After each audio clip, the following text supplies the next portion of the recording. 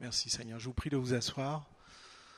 Donc bienvenue si c'est la première fois que vous fréquentez cette église. Bienvenue dans la maison du Seigneur. Ce soir, nous allons parler du prix à payer pour suivre réellement Jésus-Christ. Quel est le prix à payer pour suivre réellement Jésus-Christ? Et je dois commencer en vous disant, mes bien-aimés, que plus je m'avance dans ma vie avec le Seigneur, et puis je me rends compte combien mon Dieu est un Dieu jaloux, combien mon Dieu veut totalement tout contrôler sur moi, combien le Seigneur voudrait que moi je lui appartienne totalement. Mes pensées, mon corps, mon temps, et je réalise vraiment combien le Seigneur veut avoir la même mise totale sur ma vie. Peut-être que c'est le cas pour vous. Et le Seigneur m'a fait comprendre que vraiment il veut avoir ce contrôle parce que je lui appartiens. Alléluia. Le Seigneur veut avoir le contrôle dans ta vie parce que simplement tu lui appartiens. La Bible nous dit que à tous ceux qui l'ont reçu, elle a donné le pouvoir de devenir enfant de Dieu. Et à partir de ce moment-là où tu as dit, Seigneur, désormais je suis Jésus-Christ, sache que le Seigneur a le contrôle total sur ta vie. Mais quand on dit ça, mes bien-aimés, après on peut se poser plusieurs questions. Mais Seigneur, à mon niveau, qu'est-ce que je dois faire, Seigneur, pour t'appartenir totalement? Qu'est-ce que je dois faire, Seigneur, pour totalement m'abandonner à toi? Seigneur, qu'est-ce que je dois faire pour suivre les pas de Jésus-Christ? Jésus a dit qu'il est le chemin, la vérité et la vie. Seigneur, qu'est-ce que je dois faire pour être sur les pas de Jésus? Est-ce qu'il y a des prix à payer? Seigneur, dis-moi ce que je dois faire. Est-ce que vous ne posez pas cette question, mes bien-aimés? Est-ce que vous ne sentez pas la même mise du Seigneur dans votre vie, chaque jour? Ce soir, nous allons parler du prix à payer. Nous allons voir deux points principaux. Nous allons nous poser la question, finalement, c'est quoi l'enjeu? C'est pourquoi on doit suivre réellement Jésus-Christ? C'est la première question. Ça paraît évident, mais nous allons quand même nous poser cette question. Et la deuxième, nous allons ensemble observer quels sont les différents prix à payer pour réellement marcher sur le chemin de Jésus-Christ. Amen. Nous allons lire dans la parole du Seigneur. J'ai trouvé plusieurs passages qui parlent du prix à payer pour suivre Jésus-Christ. Donc j'ai trouvé notamment 3 passages dans Matthieu 19, versets 16 à 22. Si vous avez vos Bibles, je vous encourage à le lire. Nous n'allons pas lire ce passage, mais nous allons surtout lire les passages dans Luc. Donc c'est Luc 9 au verset 23, Luc 14 au verset 25. Donc juste très rapidement, le passage de Matthieu 19, versets 16 à 22, c'est l'histoire de du jeune homme riche, nous dit la parole du Seigneur. Vous savez, celui-là à qui le Seigneur, qui est venu auprès du Seigneur et qui a demandé, Seigneur, mais que dois-je faire pour avoir la vie éternelle? Et vous connaissez l'histoire. Et quand le Seigneur lui a dit, au final, vends tout ce que tu as et donne-le aux pauvres, la Bible nous dit qu'il s'en alla comment? Qu'il s'en alla triste. Ça, c'est Matthieu 19, versets 16 à 22. Et nous allons surtout lire Luc 9 au verset 23. Jésus pouvait dire, puis il dit à tous, si quelqu'un veut venir après moi, qu'il renonce à lui-même, qu'il se charge chaque jour de sa croix et qu'il me suive. Car celui qui voudra sauver sa vie la perdra. Mais celui qui la perdra à cause de moi la sauvera. Amen. Deuxième passage dans Luc 14 au verset 25. De grandes foules faisaient route avec Jésus. Il se retourna et leur dit, si quelqu'un vient à moi et s'il ne hait pas son père, sa mère, sa femme, ses enfants, ses frères et ses sœurs, et même sa propre vie, il ne peut être mon disciple. Et quiconque ne porte pas sa croix et ne me suit pas, ne peut être mon disciple. Car lequel de vous, s'il veut bâtir une tour, ne s'assied d'abord pour calculer la dépense et voir s'il a de quoi la terminer, de peur qu'après avoir posé les fondements, il ne puisse l'achever, et que tous ceux qui le verront ne se mettent à le railler en disant « cet homme a commencé à bâtir et il n'a pas pu achever ». Ou quel roi, s'il va faire la guerre à un autre roi, ne s'assied d'abord pour examiner s'il peut. La Bible nous dit, avec 10 000 hommes, marcher à la rencontre de celui qui vient l'attaquer avec 20 000. 10 000, vous voyez, 20 000. S'il ne peut, tandis que cet autre roi est encore loin, il lui envoie une ambassade pour demander la paix. Ainsi donc, quiconque d'entre vous ne renonce pas à tout ce qu'il possède ne peut être mon disciple.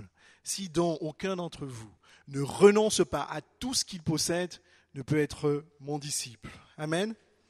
Donc le premier point, mes bien-aimés, c'est finalement quel est l'enjeu de réellement suivre le Seigneur Jésus-Christ. Et lorsque nous voyons tout ce qui lit ce passage, tout ce qui se répète dans ce passage, Jésus-Christ a été vraiment clair. Vous voyez, il parle d'être parfait. Il parle d'être disciple de Jésus, être son disciple. Il parle aussi d'avoir la vie éternelle. Il parle de sauver la vie. Donc l'enjeu, pourquoi nous devons réellement suivre Jésus-Christ? Évidemment, c'est pour être parfait, être son disciple, avoir la vie éternelle et sauver notre propre vie. Amen. Et si on lit ces passages à l'envers, nous comprenons simplement que l'enjeu, pourquoi tu dois suivre réellement les pas de Jésus-Christ, c'est que si tu ne le fais pas, alors tu ne seras point parfait au point de Dieu. Premier point. Deuxième point, si tu ne le fais pas, tu ne seras point un disciple de Jésus-Christ. Le disciple de Jésus-Christ, c'est simplement celui qui vit comme Jésus, c'est celui qui imite Jésus et c'est celui qui suit les chemins de Jésus. Troisième point, si tu ne suis pas réellement Jésus-Christ, tu n'auras point la vie éternelle. Et quatrième et dernier point, pourquoi tu dois réellement suivre les pas de Jésus-Christ? Parce que tu perdras ta vie. Amen. La Bible nous dit que nous sommes des passagers temporaires sur la terre. Notre vie, ta vie, mon bien-aimé, ne se résume pas uniquement à ta famille, à ton travail, aux 20 ans, aux 30 ans que tu passeras sur la terre, mais aussi à la vie de ton âme après ta mort. Donc l'enjeu est là, mes bien-aimés. Et vous voyez, quand on se pose ces questions, on a envie de répondre à l'autre question qui est de dire, Seigneur, quel est finalement le prix que j'ai à payer? Que dois-je faire, Seigneur, pour marcher réellement selon tes pas? Tu peux te poser la question aussi de savoir, finalement, Seigneur, à quoi ça sert tout le temps que je consacre à chercher ta face, tout le temps que je donne à venir à l'église, tout le temps que je consacre à aimer les personnes que j'aime ou que je n'aime pas, à quoi ça me sert, Seigneur? Si plus tard je perds ma vie, si plus tard tu considères que je ne suis pas parfait à tes yeux, et si plus tard mon âme n'est pas sauvée. Amen. Donc on va répondre à la question, quel prix faut-il payer? On ne parlera pas de dollars, on ne parlera pas d'euros, on parlera d'autres choses. Et lorsque nous lisons, mes bien-aimés, dans Éphésiens au chapitre 2, versets 8 à 9, la Bible nous dit, si on commence par cela, la Bible nous dit que c'est par la grâce que nous sommes sauvés. Amen. Ce n'est pas par les moyens de nos propres efforts. Mais même si nous sommes sauvés par la grâce, mes bien-aimés, nous avons quand même, le chrétien a un effort à faire pour pouvoir mériter son salut, La Bible nous dit également, c'est vrai que cela ne vient pas de nous, que c'est le don de Dieu. Et vous savez, c'est à quoi je pense? Si vous avez un cadeau, parlons simplement et terre à terre, supposons que vous avez un cadeau que vous attendez de quelqu'un ou que vous avez un cadeau que vous devez retirer dans un magasin, qu'est-ce que vous allez faire? Même si ce cadeau est gratuit, vous allez quand même payer le prix de faire quoi? De vous déplacer vers le magasin. Vous allez payer le prix de vous rendre réellement à l'endroit où vous trouvez ce présent, ce cadeau. Et surtout, quand vous allez recevoir ce cadeau, qu'est-ce que vous allez faire? Vous allez aussi faire l'effort quand même de dire merci, n'est-ce pas? Et donc, le salut, c'est vrai, mes bien-aimés, se mérite par la foi, mais nous avons besoin, le chrétien a besoin, chaque jour, de sauvegarder son salut. Amen.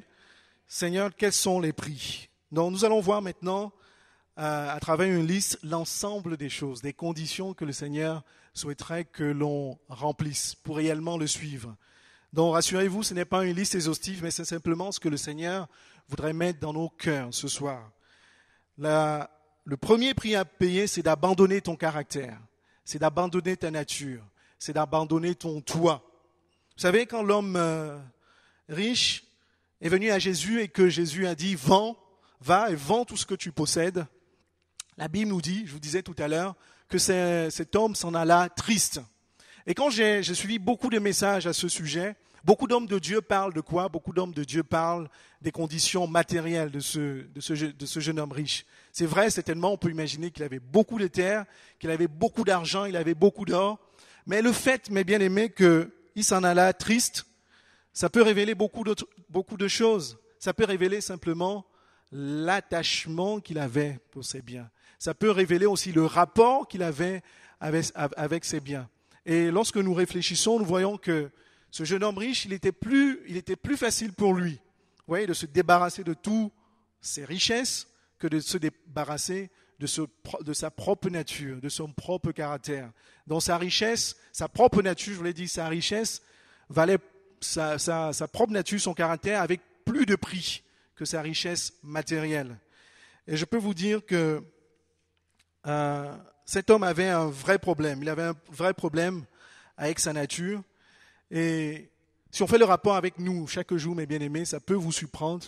Mais il y a aussi beaucoup d'entre nous, beaucoup de chrétiens qui ont un rapport, un attachement, une estimation trop importante d'eux-mêmes, qui ont un caractère, qui ont une forte estimation d'eux-mêmes. Et c'est des personnes, vous vous rendez compte, à travers les discussions que vous pouvez avoir sur n'importe quel sujet, que ce soit des sujets de l'Église, que ce soit leurs sujets personnels. C'est des personnes qui disent toujours « moi je n'aime pas »,« moi je veux »,« moi je », etc. Amen. Et même dans l'Église, on peut aussi avoir ça. Et donc pour ces personnes, tout ce qui est important pour ces personnes, c'est eux. Et eux tout seuls. Vous savez, on peut accepter le Seigneur Jésus, mais notre caractère, la fierté qu'on a de notre propre nature peut encore être un sujet à régler avec le Seigneur. Est-ce que ce que je dis est vrai, mes bien-aimés? Amen. Et lorsqu'on prend donc le passage dans Luc 9 au verset 23, Jésus pouvait dire, si quelqu'un veut venir à moi, qu'il renonce à lui-même. Renoncer à soi-même, c'est quoi? C'est que tu t'abandonnes toi. Tu t'abandonnes ta personnalité. Moi, René, je n'existe point devant le Seigneur. Je ne suis rien devant le Seigneur. Je ne dois devenir rien pour que le Seigneur soit élevé devant le Seigneur. Amen. Jésus, plus tard, dans Jean 4, au verset 34, pouvait dire quoi? Ma nourriture est de faire la volonté de mon Père. Ma nourriture, mon aliment, ma première nécessité, tout ce qui est important pour moi, d'abord en premier, c'est de faire la volonté de mon Père. Et vous voyez, ces chrétiens même qui ont tendance à tout rapporter sur eux-mêmes, d'abord ils se mettent premièrement, en première ligne, mais surtout, les autres viennent en seconde ligne et souvent Dieu vient même après. Mais Jésus pouvait dire que sa nourriture, c'est d'abord, sa priorité, c'est d'abord Dieu. Amen. Et au sujet des autres, au sujet des relations que nous avons avec ceux qui nous entourent, dans notre famille, à l'église, qu'est-ce que la Bible nous dit aussi dans Philippiens 2? Ne faites rien par esprit de parti, par vaine gloire, mais que l'humilité vous fasse regarder les autres comme étant où? En dessous de vous? Non, au-dessus de vous. Que chacun de vous, au lieu de considérer ses propres intérêts, considère aussi ceux des autres. Donc vous voyez, il n'y a pas de commentaire à faire dessus. C'est vraiment dans nos rapports avec nos frères et sœurs, dans le témoignage de notre amour, dans l'écoute que nous leur apportons, c'est d'abord mettre en premier aussi leur intérêt, avant notre propre intérêt. Amen. Et j'ai beaucoup été frappé, vous savez, par l'histoire de David, qui pendant toute sa vie a été pourchassé par le roi Saül à l'époque, simplement parce que Saül était jaloux de toute la force que David avait, et aussi surtout que Saül était jaloux de ce que tout le peuple était surtout derrière David. Et donc à plusieurs reprises comme ça, quand on lit cette histoire, on se rend compte qu'il y a eu plusieurs occasions pour David, vous voyez, de se retourner contre Saül. Mais ce qui m'a vraiment frappé, vous allez le lire, on va le lire ensemble dans 1 Samuel 4, c'est l'attitude de David. Écoutez ce qu'on va lire. Les gens de David lui dirent, voici le jour où l'Éternel te dit, je livre ton ennemi entre tes mains. Traite-le comme bon te semblera. David se leva et coupa doucement le pan du manteau de Saül. Après cela, le cœur lui battit parce qu'il avait coupé le pan du manteau de Saül. Il dit à ses gens, donc c'est David qui dit à ses gens, et que l'Éternel me garde de commettre contre mon Seigneur, loin de l'Éternel, une action telle que de porter ma main sur lui, car il est loin de l'Éternel. Vous voyez la déclaration de David? lui qui était devant l'occasion rêvée, enfin d'éliminer son ennemi. Qu'est-ce qu'on constate? David il a mis en premier la crainte qu'il avait de Dieu. Il s'est souvenu que Saül avait quand même été choisi, n'est-ce pas, par Dieu. Donc David a d'abord eu la crainte de Dieu. Il a mis la volonté de Dieu en premier. Donc, et lorsque nous voyons l'attitude de David, on se rend compte qu'à aucune reprise, David n'a jamais dit, il n'a jamais été vraiment exaspéré en disant, voilà Seigneur, je l'ai épargné, voilà, je l'ai pardonné, voilà Seigneur, j'ai été patient envers lui, ainsi de suite. Devant cette situation, David a d'abord mis l'intérêt de Dieu en premier. Amen. David a d'abord souhaité marcher selon la volonté de Dieu. Et quand nous arrêtons là, pouvons dire que David, lui, il a payé le prix. Ce soir, on parle du prix à payer pour suivre réellement Jésus-Christ. David a payé le prix parce que, voilà, il s'est pas vengé contre son ennemi. Il a fait taire sa propre volonté. Il a fait taire ses propres forces, son propre orgueil. David était un homme fort, vous connaissez. C'est un vaillant guerrier. Il a fait taire sa nature, son caractère. Et puis, il a épargné Saül. Il a renoncé à lui-même. Amen. Donc, lorsque nous voyons également la vie de l'apôtre Paul, l'apôtre Paul avait compris vraiment qu'il fallait mettre de côté sa propre nature, son propre pouvoir être utilisé puissamment par Dieu. Il y a un petit passage dans Actes 20, versets 23 à 24 qui dit « L'Esprit Saint m'avertit que des liens et des tribulations m'attendent. Mais je ne fais pour moi même aucun cas de ma vie, comme si elle m'était précieuse, pourvu que j'accomplisse ma course avec joie. Et le ministère que j'ai reçu du Seigneur Jésus, d'annoncer la bonne nouvelle de la grâce de Dieu. » Vous voyez là, Paul pouvait dire « Je ne fais pas cas de moi ». Bien que l'Esprit Saint lui avait révélé qu'il allait être maltraité. L'Esprit Saint lui avait révélé qu'il allait être persécuté, mais David n'a pas regardé, Paul n'a pas regardé à lui, mais il n'a fait aucun cas de sa vie, mais il s'est attaché à ce que le Seigneur voulait faire dans sa vie. Je m'arrête là simplement pour dire, mes bien-aimés, si tu as tendance à tout rapporter sur toi, si tu as tendance, même inconsciemment, toujours à te préoccuper de ton caractère, de ta nature, de ton éducation. Certains ont l'habitude de dire, mais c'est comme ça, je l'ai toujours été. Mes parents m'ont éduqué comme ça. Vous savez, quand vous devenez chrétien, c'est la nature de Dieu que vous adoptez. Amen. Votre éducation, notre histoire, notre coutume n'ont plus rien à voir. C'est la nature de Dieu. Et lorsque on se tourne vraiment uniquement toujours contre soi-même, bien des fois on passe à côté de la volonté de Dieu dans notre vie parce qu'on est aveugle. On ne voit pas ce que le Seigneur est en train de faire au milieu de nous. Qu'est-ce qui s'est passé pour l'homme riche? La Bible, lui-même, il a posé la question, que dois-je faire pour avoir la vie éternelle? Jésus lui a montré ce qu'il devait faire pour avoir la vie éternelle. Mais il a décidé de s'en aller triste. Il est passé à côté de la volonté de Dieu pour sa vie. Pourquoi? Parce qu'il était tourné contre lui-même. Et à l'opposé, lorsque nous regardons l'attitude de David, nous voyons que David a compris ce que le Seigneur était en train de faire dans sa vie. Qu'est-ce que le Seigneur est en train de faire dans ta vie, mon bien-aimé? Est-ce que ton regard, est-ce que tes pensées se limitent simplement à 1 mètre devant toi? Est-ce que tu as suffisamment de recul pour dire, Seigneur, je m'oublie. Tout ce que je peux traverser n'est point important, mais je recherche ce que tu es en train de faire. David, il avait compris quoi?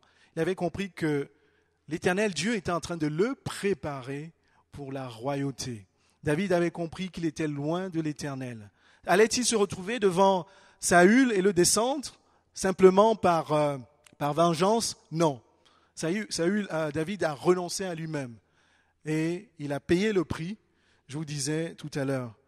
Et Paul aussi, il a compris, vous savez, si aujourd'hui nous sommes chrétiens, c'est parce que l'évangile est allé au-delà de la Judée, de la Samarie. L'évangile est allé aux non-juifs, aux Israélites. Et l'apôtre Paul pouvait dire, il ne faisait aucun cas de lui-même. Pourquoi? Parce qu'il avait compris ce que le Seigneur était en train de faire à travers l'œuvre d'évangélisation et dans sa vie. Amen. Donc le premier prix à payer, mes bien-aimés, tu peux le noter, pour suivre réellement Jésus-Christ, c'est ce soir, tu peux vraiment te le dire, c'est d'abandonner complètement ton caractère, d'abandonner ta nature. Si tu ne peux pas le faire, le Seigneur t'aidera. Mais tu as besoin de diminuer complètement, de t'oublier. Ce n'est pas toi qui est important, c'est le Seigneur qui est important. Amen. Deuxième prix à payer, c'est, et je dirais d'ailleurs, ce n'est même pas un prix à payer, c'est un gros lot de prix, vous allez le voir. C'est de faire le ménage dans ta vie. Amen. Faire le ménage dans ta vie. Vous savez, il y a une expression qui est très courante dans le monde, qui est le grand ménage du printemps. Hein, vous connaissez cette expression-là. Et en fouillant un peu, j'ai découvert que cette expression nous vient d'ailleurs des Juifs. Chez les Juifs, ils ont une expression qui parle du nettoyage de Pessah. Pessah, c'est leur Pâque juive. Vous savez, pendant cette période-là, dans tous les ans, quand ça arrive, ce que les Juifs font, ils passent à travers leur maison physiquement, ils font le ménage, ils recherchent tous les objets qui peuvent être, qui peuvent porter du levain dessus. Le levain, c'est la levure fermentée. Donc ils passent à travers comme ça aussi toute leur maison, tous les recoins, les coins de la maison. Et qu'est-ce qu'ils font? Ils recherchent également ce qu'ils appellent les hamet. Je ne parle pas hébreu, mais c'est la signification française, c'est simplement tout ce qui est interdit aux yeux de Dieu. Et notre Dieu, quand j'ai lu ça, je me suis dit, notre Dieu, ce n'est pas simplement un Dieu de printemps. Amen. Le Seigneur n'attend pas le printemps pour faire le grand ménage du printemps. Le Seigneur veut qu'on fasse du ménage dans notre vie en tout temps. Amen. Et ce qu'on peut dire aussi, c'est que de quoi on parle justement quand on dit faire le ménage dans ta vie. Nous allons parler de 3 ou 4 points. Le premier point, c'est de faire le ménage dans ton entourage, auprès de ton entourage, ceux qui t'entourent. 1 Corinthiens 15, au verset 33, dit « Ne vous y trompez pas, les mauvaises compagnies corrompent les bonnes mœurs. » Amen.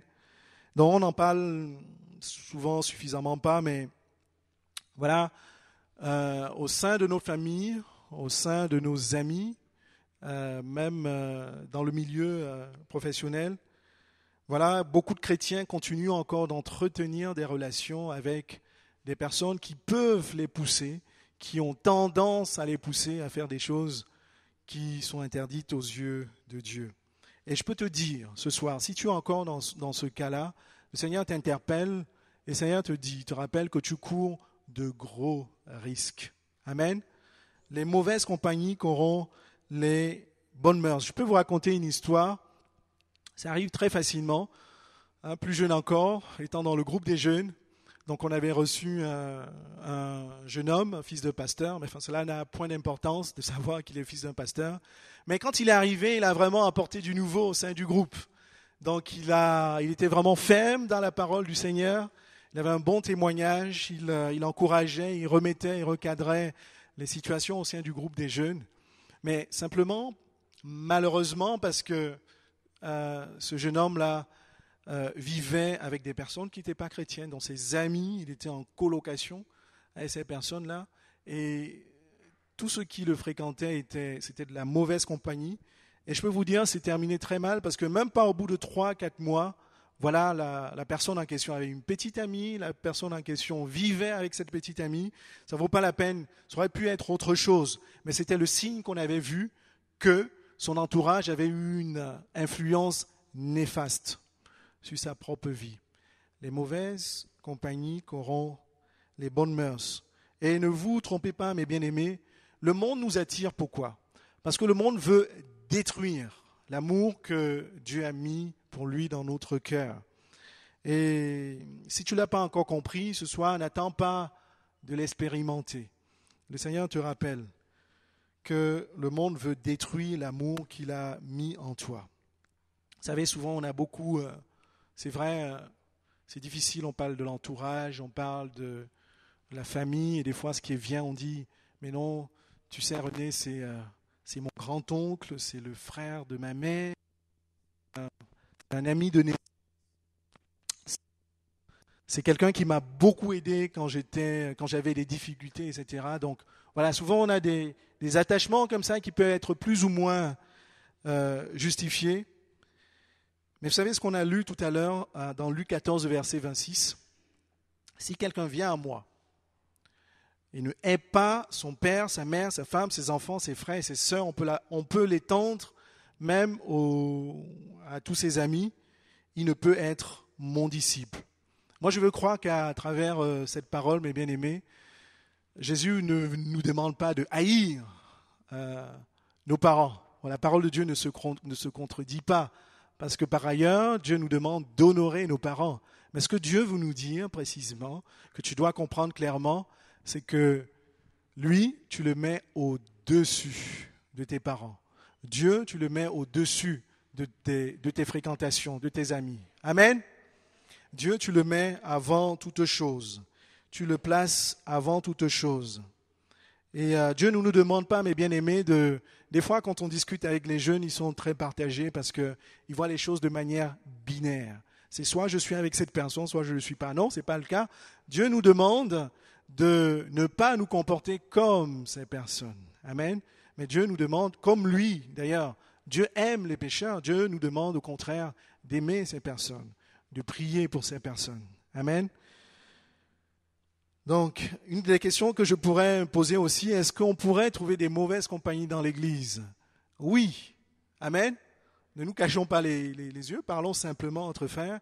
Si un frère a tendance à t'encourager pendant les jeûnes des prières, pendant les moments de culte, à aller te balader, à aller flâner à l'extérieur, sache que ce n'est pas une bonne compagnie pour toi. Amen. Ça peut arriver. C'est des choses qui arrivent aussi. Ne nous le cachons pas. Oui, dans l'Église, il pourra aussi avoir des mauvaises compagnies. Donc le but, ce n'est pas de pointer du doigt les frères et les sœurs, mais le but, c'est simplement d'en être conscient, d'aimer son frère et de lui dire, voilà, moi je sais que mon salut, il est personnel. Amen. Mon salut, il est personnel. C'est parce que Dieu, il m'a aimé personnellement. C'est parce que Dieu, il m'a aimé René qu'il m'a sauvé. Alléluia. Ce n'est pas parce que je tiens la main d'un ami, d'un frère que j'aime bien, qui m'écarte de la voie de Dieu, que je suis globalement dans le chemin du salut. Non, mon salut, il est personnel. C'est pour ça que l'apôtre Paul pouvait dire « Travaillez à votre salut avec crainte et tremblement ». Donc le deuxième prix à payer, mes bien-aimés, nous parlons du prix à payer pour réellement suivre Jésus-Christ, c'est de faire le ménage autour de toi et dans ton entourage. Il faut avoir le courage, de savoir ceux qui t'écartent du chemin de Jésus-Christ et ceux qui ne le font pas. Amen. Donc, deuxième prix à payer. Et cela aura du prix. Si on parle sur un coût, si on parle du prix, c'est que c'est un coût. Quand tu fais du ménage comme ça, quand tu dis, bon, je suis désolé, mais désormais, Paul, je ne peux plus traîner avec lui parce qu'il me mène à pécher. Eh bien, quand tu dis ça, c'est un coup pour toi, parce que le coup, c'est quoi ? C'est le coup de l'isolation, c'est le coup de l'incompréhension, c'est le coup du jugement, n'est-ce pas ? Vous avez déjà traversé ça ? Si vous avez décidé de ne pas fréquenter un oncle, une tante, machin, parce qu'il a des habitudes vraiment difficiles à supporter, eh bien, ça sera ça le coup à payer, mes bien-aimés. Pour suivre le Seigneur Jésus-Christ tel qu'il le définit, il y a un prix à payer. On n'a pas terminé. Et donc le deuxième prix à payer, c'est ça, faire le ménage dans ton entourage. Et maintenant, nous allons parler d'autre chose. Mais toujours, je vous disais, faire le ménage, c'est un gros lot, n'est-ce pas ? C'est un ensemble de prix à payer. Maintenant, nous allons parler d'un deuxième domaine qui est celui de tes habitudes. Qu'est-ce que tu as l'habitude de regarder ? Qu'est-ce que tu as l'habitude de lire ? Qu'est-ce que tu as l'habitude d'écouter ? Vous savez, je reste souvent, ce n'est pas un jugement, moi-même je suis passé par là, mais je reste souvent étonné par le nombre de chrétiens qui continuent encore à lire les magazines mondains. Les VSD, voici, voilà, Closer, etc. Ah ben ça existe, hein. Et même ceux qui continuent aussi à lire, à regarder. Vous savez, il y a plein de séries, des films qui qui sont conçus pour emprisonner nos émotions, pour captiver notre temps. Donc je reste souvent surpris par le nombre de chrétiens qui encore pratiquent ça, mes bien-aimés. Et si c'est encore le cas dans ta vie aujourd'hui, je peux te dire directement, ne te leurre pas de la part du Seigneur. En faisant ça, tu souilles tes yeux. En faisant ça, tu souilles ta pensée et tu souilles ton âme. Amen. Nous allons voir plus loin. La Bible nous dit que nous sommes le temple de Dieu et que l'Esprit de Dieu habite en nous, n'est-ce pas? Ça, c'est dans 1 Corinthiens, chapitre 3, verset 16. Donc, pendant que, si vous êtes encore dans cet état-là, Dieu, si vous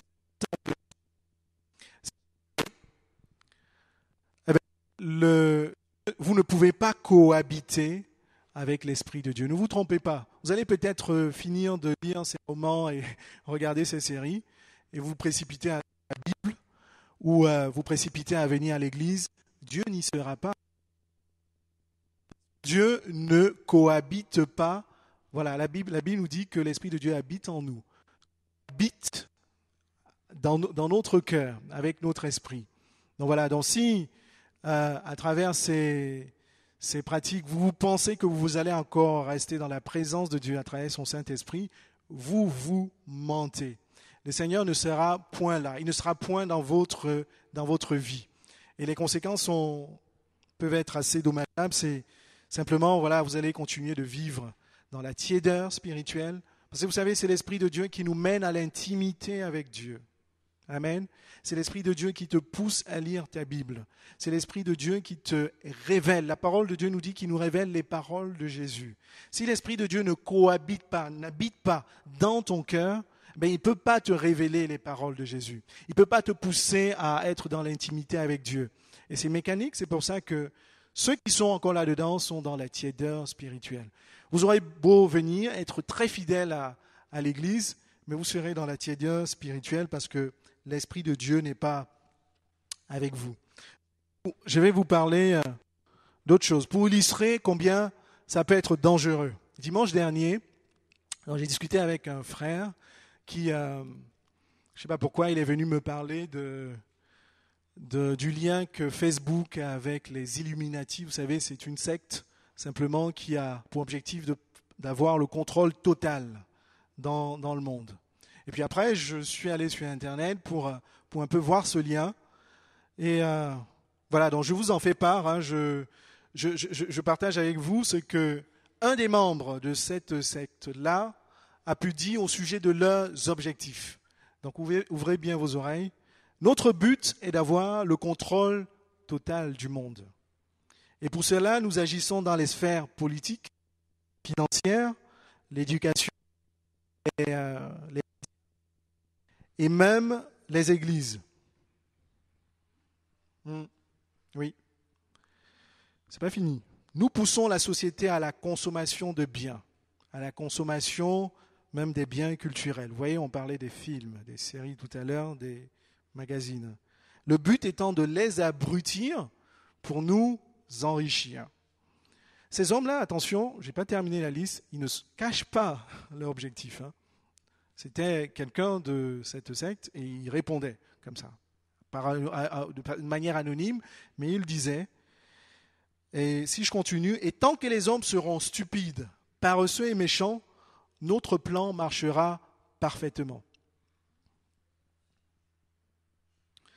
Dans l'Église, notre but est de forcer les chrétiens à croire que face à leurs difficultés, à leurs problèmes, leur Dieu ne pourra leur être d'aucun secours. Vous voyez? Ne me regardez pas comme ça avec les grands yeux.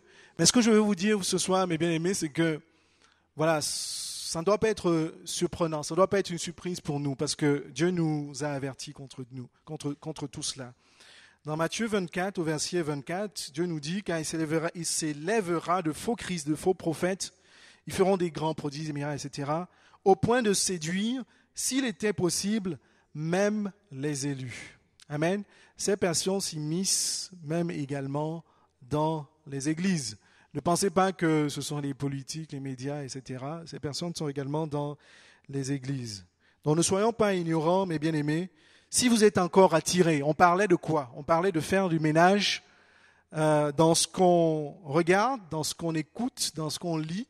Donc si tu es encore attiré par ces choses mondaines, sache que tu es une proie facile, justement, pour cette secte-là qui n'est qu'un instrument du diable. Mais le Seigneur te pousse, il te dit ce soir qu'il peut te détacher de ça, mais il faut que tu payes un prix. Amen. Il faut que tu coupes cette habitude-là. Et ce prix aura un coût à payer, parce que voilà, tu auras à mettre une croix sur les programmes, séries télé qui t'éloignent de la parole du Seigneur.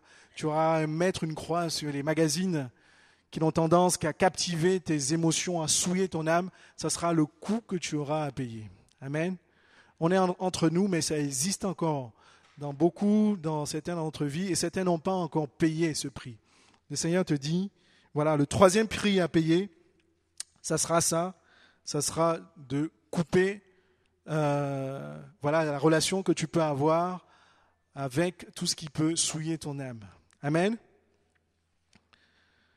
Nous allons voir un autre point qui est toujours dans faire le ménage dans ta vie. C'est un gros lot, je vous avais dit. Et le lot suivant, c'est la gestion de ton temps. Donc je faisais remarquer à mon épouse que le chrétien doit vraiment être, vous savez, dans le monde, le chrétien doit être celui qui gère par excellence son temps. Vous savez pourquoi?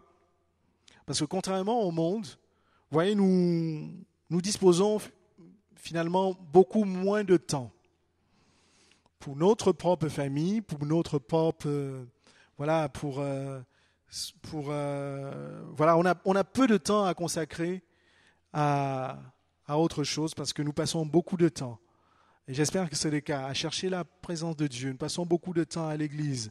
Et après, même personnellement, dans notre temps, nous disposons de peu de temps finalement pour la prière, peu de temps pour la lecture de la Bible, l'évangélisation, la préparation des services, des ministères. Tout cela, ça fait beaucoup. Souvent, on se sent pressé par l'ensemble de ces activités. Je ne suis pas le seul, non? Rassurez-moi, des fois, est-ce que vous n'avez pas l'impression, vous maîtrisez plus votre temps? Il y a ça à faire, il y a ci à faire, il y a la chorale, il y a l'évangélisation, il y a la visite. Et donc, je pensais que le chrétien, je disais à mon épouse que le chrétien devait être celui qui devrait gérer par excellence son temps. Et vous savez, très rapidement, je partage avec vous dans le monde de l'entreprise.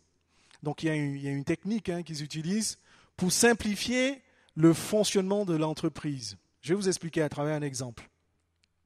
Si vous allez à la poste, par exemple, vous voyez que tout ce qui est service simple, achat des timbres, qu'est-ce qu'il y a comme service souvent simple, les photocopies, les retraits de commandés, vous voyez que tout ça tend à être automatisé maintenant, à travers les machines, n'est-ce pas? Et tout ce qui est service un peu plus compliqué, qui a de l'importance pour vous, mais aussi certainement pour la poste, ils le font à travers les guichets. Donc, qu'est-ce qu'ils ont fait finalement? Donc, ils ont simplifié leur fonctionnement pour, dégager plus de temps aux choses qui ont de la valeur. Ils ont enlevé les choses inutiles. Et quand je réfléchissais à ça, je me disais, mais Seigneur, c'est toi qui as créé le monde, c'est toi qui nous as créés. Est-ce que ce principe aussi ne pourrait pas être adopté dans notre propre vie? Amen. Est-ce que ce principe ne pourrait pas être apporté dans notre propre vie? Donc la question qu'on se pose aujourd'hui, c'est finalement, dans la gestion de tes activités, qu'est-ce qui peut être inutile? Qu'est-ce qui peut être futile pour toi? Est-ce que c'est le temps que tu passes, on en a parlé déjà devant les films? Est-ce que c'est le temps que tu passes au téléphone? Est-ce que c'est le temps que tu passes sur Internet, à l'ordinateur? Est-ce que c'est le temps que tu passes à faire du shopping? Vous voyez, on peut mettre beaucoup de choses derrière. Est-ce que c'est le temps que tu passes avec tes amis? La parole de Dieu nous dit « rachetez le temps ». Amen. On a vu tout à l'heure que le temps était une denrée rare. Personne ne maîtrise le temps, n'est-ce pas? Dans une journée, il n'y a que 24 heures.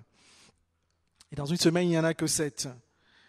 Rachetez le temps. Par ailleurs, la parole de Dieu nous dit également « Tout m'est permis, mais tout n'est pas utile. Tout m'est permis, mais je ne me laisserai asservir par quoi que ce soit. » Finalement, mes bien-aimés, le temps que tu passera, à éliminer, c'est toi seul qui sais ce qui est dans ta vie, ne t'aide pas à t'approcher de Dieu, à marcher, à suivre réellement Jésus-Christ, dans le temps que tu vas dégager, à supprimer toutes ces choses futiles, qui n'ont pas de valeur ajoutée, qui n'ont pas de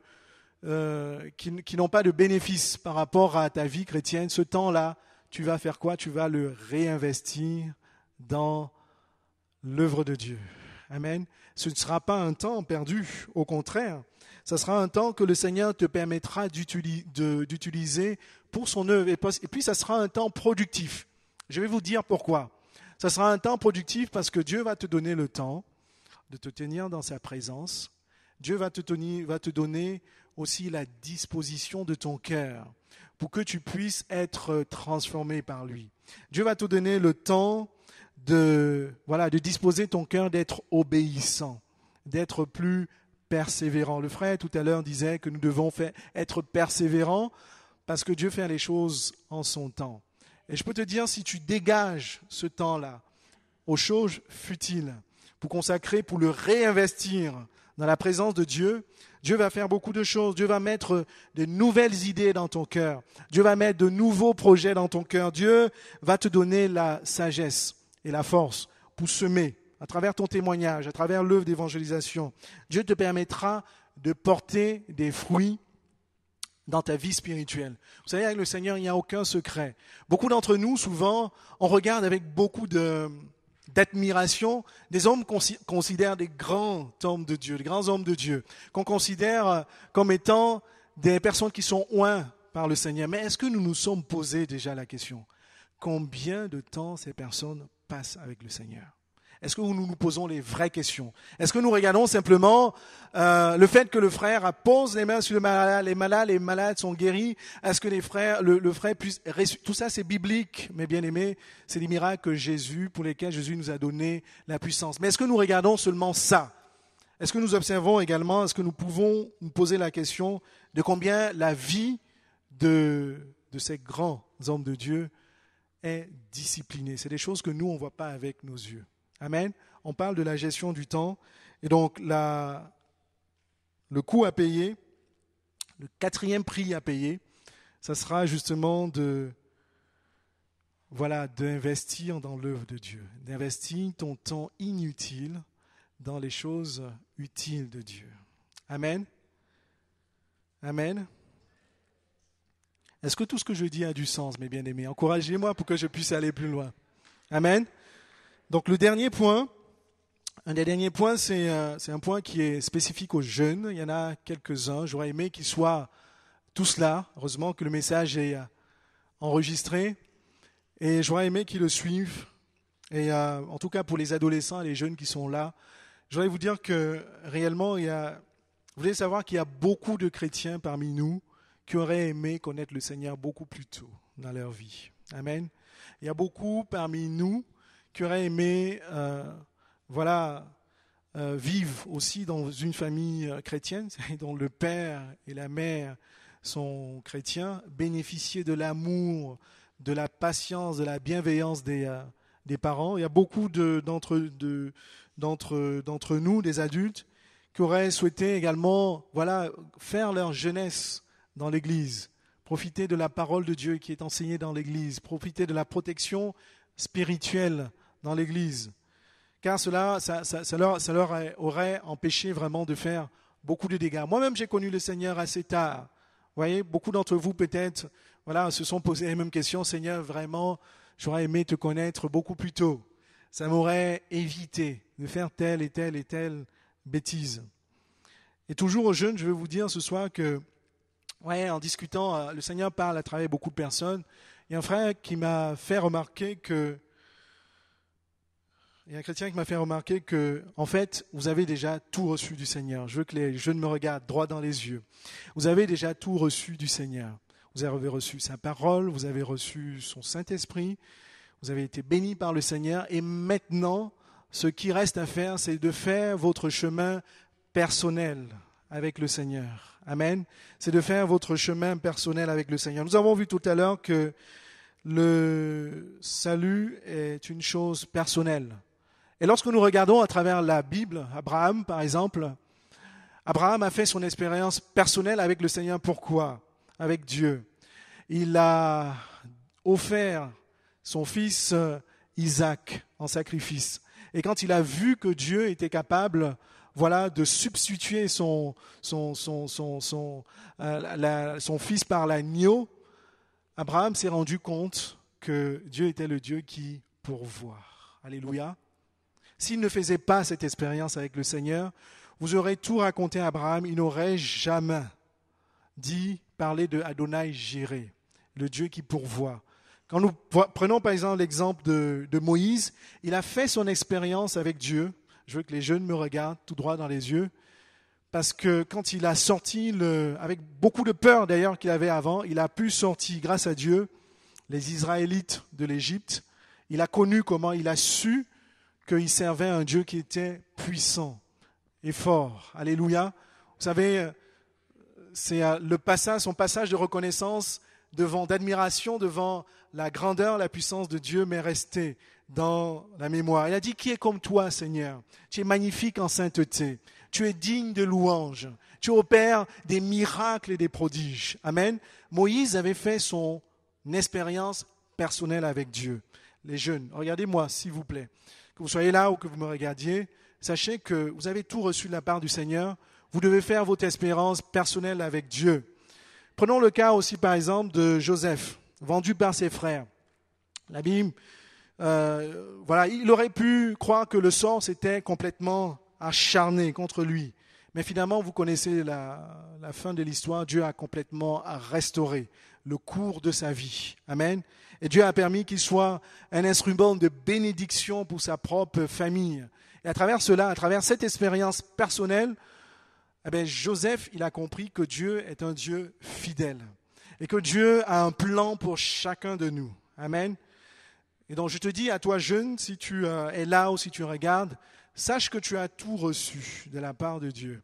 Ce n'est pas le groupe de l'église, le groupe des jeunes, le groupe de la louange, ainsi de suite, qui va t'amener à faire ton expérience personnelle, mais c'est toi qui devras faire ton expérience personnelle avec le Seigneur. Amen. Et tu auras forcément un prix à payer pour cela. Et quand vous lisez par exemple ce que Jésus dit, il ne disait jamais si vous voulez, il disait si tu veux me suivre, si tu veux suis-moi, vends tout ce que tu as. Amen. Pas vendez tout ce que tu as, etc. Le Seigneur s'adressait toujours à une seule personne. Tu as besoin de faire ton expérience personnelle avec le Seigneur et cela, tu auras un prix à payer. Amen. Cela ne sera pas gratuit. Tu auras un prix à payer. Et ce soir, je voudrais simplement faire réfléchir les jeunes sur un seul point. J'ai constaté qui est vraiment symptomatique de la jeunesse dans toutes les églises. Et ce point, je vais vous le dire clairement de la part du Seigneur, moi je l'ai qualifié de tourisme spirituel. Vous voyez, il y a beaucoup de jeunes qui passent leur temps à aller d'église en église. À la recherche, certainement, ils ont des objectifs Beaucoup sont attirés, c'est vrai, par la louange, mais beaucoup veulent découvrir, aussi rencontrer des personnes. Beaucoup veulent chercher une autre façon de louer le Seigneur.